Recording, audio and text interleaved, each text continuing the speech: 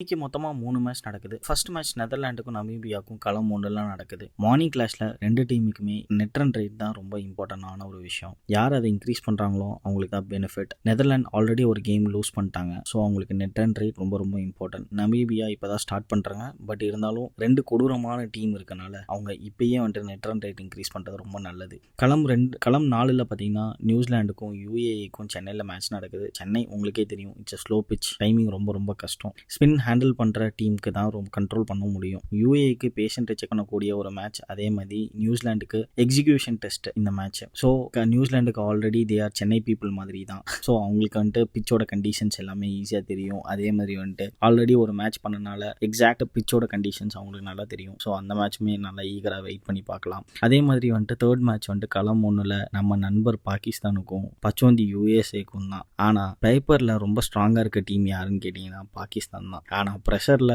பாகிஸ்தானை நம்பவே முடியாது. என்ன பண்ணுவாங்கன்னு அவங்களுக்கும் தெரியாது. ஸோ அதனால் அதை வெயிட் பண்ணி தான் பார்க்கணும். யூஎஸ்ஏக்கு நத்திங் டு லூஸ்ன்ற மைண்ட் செட்டில் ஆடினா ரொம்ப நல்லாயிருக்கும். ஆனால் அவங்களையும் நம்ப முடியாது தான். ஏன்னா இந்தியாவை வச்சு பொலன்னு பொழந்ததில் கண்ணீர் விடாத குறையாக நம்ம டீம் இருந்ததெல்லாம் நமக்கு தெரியும். அதனால் வந்துட்டு அவங்களையும் நம்ப முடியாது. ஸோ அந்த மேட்சும் நம்ம ஈகராக வெயிட் பண்ணி பார்க்கணும். சொல்லுங்கள் மக்களே, 3 மேட்ச்சில் நீங்கள் எதுக்காக வெயிட் பண்ணுறீங்க? கமெண்ட்டில் சொல்லுங்கள், நானும் படித்து தெரிஞ்சுக்கிறேன்.